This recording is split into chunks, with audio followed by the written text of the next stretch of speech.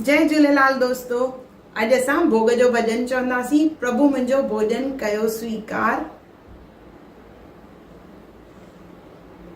प्रभु मुंहिंजो भोजन कयो अंगीकार। दाता मुंहिंजो प्रसाद कयो स्वीकार। तव्हांजो ॾिनल मां तव्हांखे थी अर्पिया। तव्हांजो ॾिनल मां तव्हांखे थी अर्पिया। कर मां बाई खिचड़ी जो आंदी। कची पकी तो खंड पे खादी। कर मां बाई खिचड़ी जो आंदी। कची पकी तो खंड पे खादी। खाई मिठी कहे खंड जे समान। खाई मिठी कहे खंड जे समान। तव्हांजो ॾिनल मां तव्हांखे थी अर्पिया। तव्हांजो ॾिनल मां तव्हांखे थी अर्पिया। ॿिलड़ीअ बेर चखे चखे आंदा।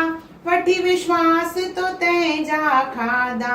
ॿिलड़ीअ बेर चखे चखे आंदा। वठी विश्वास तो तंहिंजा खाधा। गिदलाईअ जो कए न अभिमान। गिदलाईअ जो कए न अभिमान। तव्हांजो ॾिनल मां तव्हांखे थी अर्पिया। तव्हांजो ॾिनल मां तव्हांखे थी अर्पिया। लाथई सुदाम जा दुख ऐं दोखा। कचा चबाए तंहिंजा तोखा। लाथई सुदाम जा दुख ऐं दोखा। कचा चबाए तंहिंजा चोखा।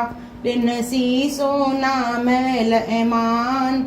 ॾिनसी सोना महल ऐं मान।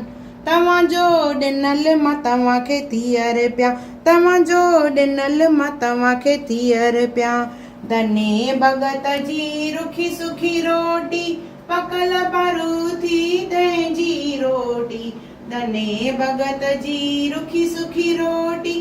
पकल परूथी तंहिंजी रोटी। दाता तंहिंजो कयो सम्मान। दाता तंहिंजो कयो सम्मान। तव्हांजो ॾिनल मां तव्हांखे थी अर्पिया। तव्हांजो ॾिनल मां तव्हांखे थी अर्पिया। दुर्योधन जा मेवा त्यागे। साग विदुर घर वेही खाधे। दुर्योधन जा मेवा त्यागे। साग विदुर घर वेही खाधे। भगत पंहिंजे जो रखिए मान। भगत पंहिंजे जो रखिए मान। तव्हांजो ॾिनल मां तव्हांखे थी अर्पिया। तव्हांजो ॾिनल मां तव्हांखे थी अर्पिया। जीअं तो कई आ ॿियनि सां भलाई। राज़ी रहो मुंहिंजा गणपत साईं। जीअं तो कई आ ॿियनि सां भलाई। राज़ी रहो मुंहिंजा गणपत साईं। भोग खाए मुंहिंजो श्री भॻवान।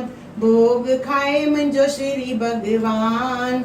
तव्हांजो ॾिनल मां तव्हांखे थी अर्पिया। तव्हांजो ॾिनल मां तव्हांखे थी अर्पिया।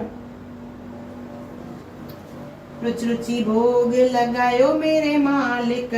रुचि रुचि भोग लगायो मेरे ठाकुर। हितड़े भोग लगायो मेरे मालिक। हितड़े भोग लगायो मेरे ठाकुर।